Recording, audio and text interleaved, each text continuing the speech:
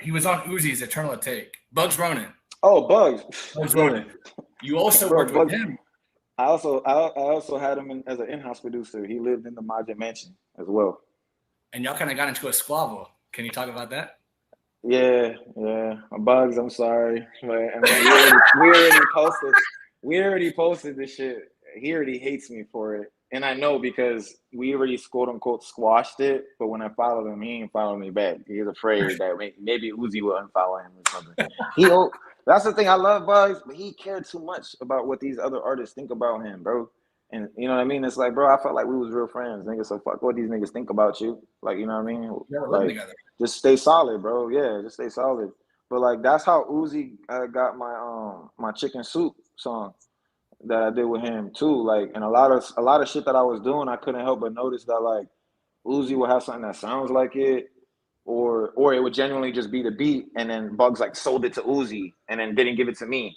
And it's like a favoritism thing, you know, like amongst friends. And I was just like, I get you got to get your paper, bro, but like if you know this nigga don't like me, then like why not try to be the peacemaker to figure out what the fuck's going on? Because at the end of the day, nigga, this is hip hop, bro. We're supposed to be building each other up as brothers, bro, not breaking each other down. And this is the whole era that this shit is. It's like everybody wants us to beef with each other and kill each other off, and then the DA want to use our lyrics to indict us and lock us up and shit. And it's like, bro, this is not hip hop, bro. Like I came in this shit trying to make money, keep it business, and be respectful. But when niggas started getting disrespectful with me, I was like, I can play that game too. What's up? Which was wrong of me at that time. Being older, I shouldn't have acted as immature. I should have acted like the big bro, the OG, and just really kept calm and shit. Because you can't shake hands with a closed fist, you know? Like, so I needed to be different, and I wasn't at the time. I would just like, fuck you then, nigga. You oh yeah, that's how it is. I bet. You know, let's go step in the ring then, fight for 3 minutes. I really like that. You know what I mean? I honestly, like, I really don't regret nothing because I was able to see myself in a lightness that I don't want to be anymore. I've learned to see the ignorant version of myself that knows how to fumble shit in situations, because I could have handled it better with that. You know what I mean? The same way with the Nav situation, I could have handled it better. Things didn't have to get so hot and heavy the way it did. You know, same thing with Trippy and Juice. Like, things didn't have to get hot and heavy the way it did if I just like didn't stoop to that level and lose my temper and just talked off camera with shit.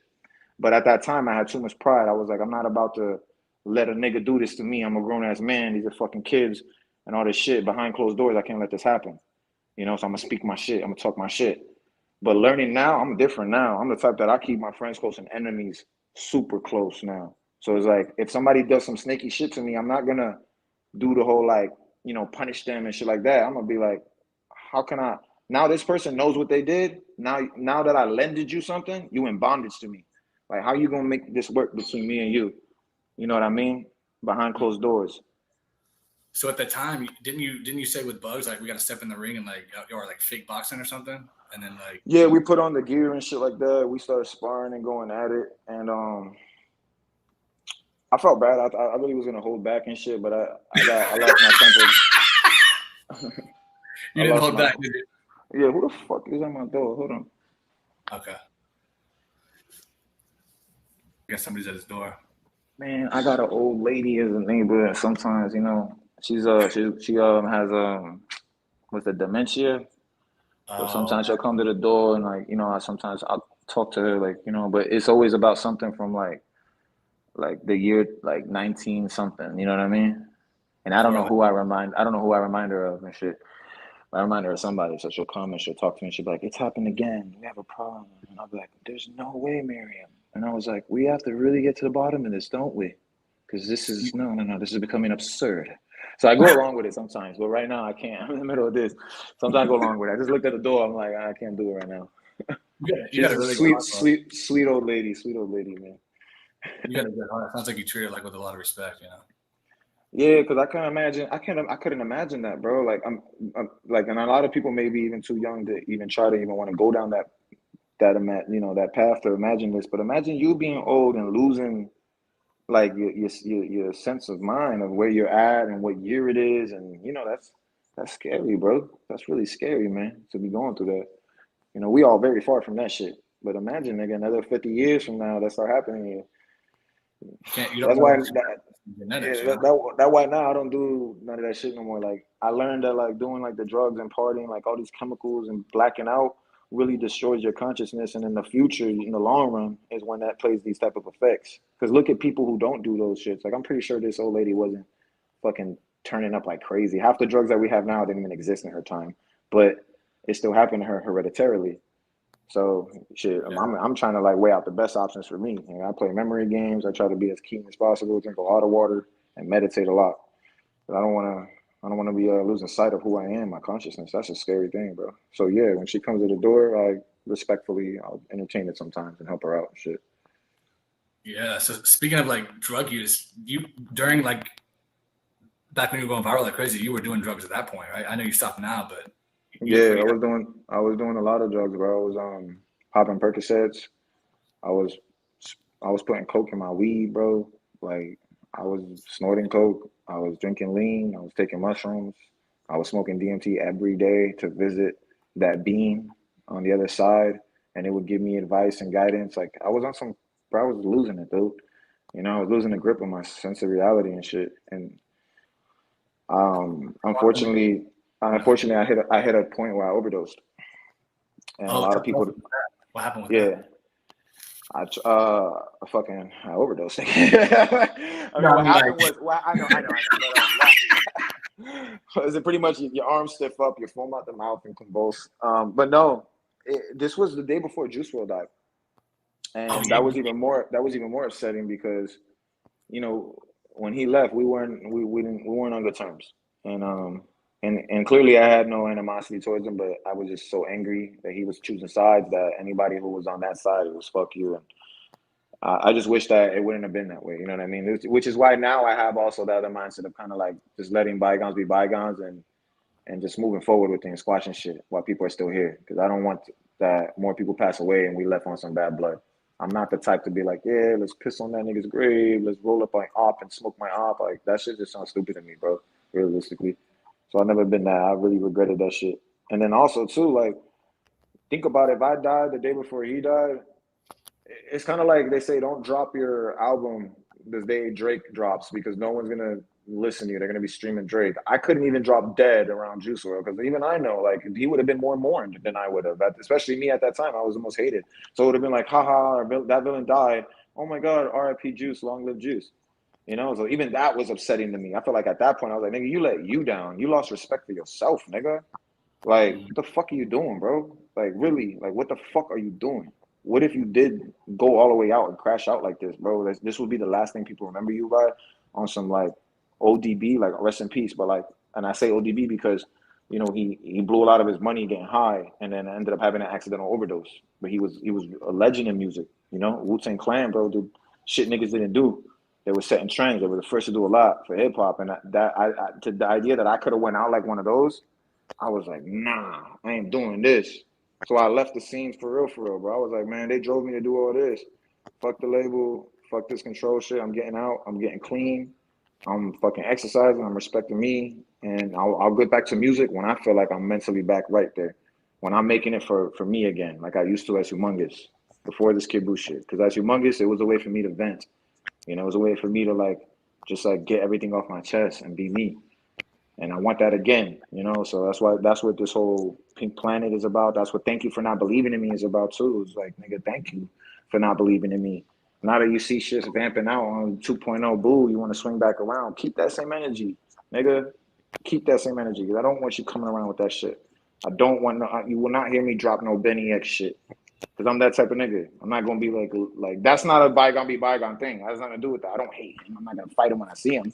You know, respectfully, like, okay, you're a human, I'm a human. You live your space, I live mine. But do I want to break bread with you? No, I don't want to break bread with you. I don't want to sit and dine at you at the same table because you're not someone who genuinely respects me and my art. You know what I mean? yeah, it's like he's choosing like a more popular, bigger rapper when if it was me, like I would always be working with my homeboys no matter what, no matter how big I got. Like I'm not leaving anybody behind, and it kind of sounds like he was like leaving you behind it in a way. Yeah, Fuck yeah, you. and not just him. A lot of people did it to me. You know, like Bugz did it, Ronnie J did it. You know, and it's like, it's whatever, bro. That's why now I got my team and my producers now that I'm working with. These songs coming out now is my niggas, bro. I don't even want to say their names because I don't want these rappers to go running over their dick riding. And what's crazy is these niggas is real. So a few of them got placement on Uzi's new album already. I done heard them. They got Cardi ones that I haven't heard, not even muffled versions, because he's just keeping it down packed with the leaks. It's getting too crazy now. But he got placement with Cardi on newer music. You know what I mean? We have conversation about this. He still will send me beats first. So I even have producers that like produce for Cardi, Uzi, and so like bugz. They would give me the scraps. They'll go have the session with Uzi, whatever is left over. Here you go, boo. And I could tell it's scraps. I could tell it's their like throwout or throwaways. These kids that I work with right now do not do that shit, bro. They make something right there on the spot. They send it to me. What do you like? You like this? If not, I'll send it to Cardi. I'm like, nah, I want first dibs. I'm gonna fuck that up. And if I feel like I don't like my version of what I made, then you can send it to them. But I like that they give me first choice. They respect me. They like me as an artist. So that's why I'm gonna work with them. Are these guys based in the US or are they like overseas or? Overseas. I got a nigga in France, Germany. Like they spread out. It's a collective group. I called them Pink Planet. I know you dropped a new song today or last night called Tusi. Yeah. Are you able to? Do you want to say who produced that, or do you want to keep that under wraps right now? It's the same. It's the same producers in Pink Planet. Like that's them too. Like, so that's what I'm saying. Like people will see these work. So if they go and see who in the production credit, y'all can read and find out who it was exactly. But you're gonna get familiar. You're gonna get real familiar because Cardi dropping a lot of shit with the same producers that I've been working with, and Uzi too, dropping a lot of new shit. You know what I mean? And Meek Mills, like, bro, they work with a lot of big artists too. And they'll tell me about it, but they'll be like, bro, like, really, I started producing because of you, boo. So I'm never gonna, lose sight of that, bro. Like, you the big homie right now. Like, I respect you. I love you like a brother. I sit and have conversations with these guys. Like, I pick up their phone when they call me, bro, and treat them like family. I really build a bond. And that's not nothing different from what I gave Bugz and these niggas, because I did treat them like family, Yeah. And didn't you also work with Molly Raw, who's his other producer too? Yeah. He's cool. He's cool as fuck. He never did me no weird shit, nothing like that. He's cooler than the motherfucker. So you also talk? Do you also work together a little bit too? We're not working together right now. I kind of like I said, I wanted to find new producers, new talent, like who are gonna be the Molly Raws of tomorrow, the Bugz Ronin of tomorrow. You know what I mean? Who are gonna be these guys, the Filthy even of tomorrow? Like who are gonna be these gentlemen of tomorrow? And those are the ones I want to work with now. Because then I'm a major piece in their story and their legacy that they'll leave behind. Like, you know what I mean? Like I'm first chapter. That's true. And by the way, guys, listen, if you haven't heard it yet, Kid Boo's new song Tusi is fire. For those of you who don't know what Tusi is, look it up. Pink cocaine. He's the first rapper I've heard rap about this drug. Now I know they do it overseas, like in the Spanish community, it's really big, like over in Colombia and stuff. But in America, in the US, first rap about Tusi.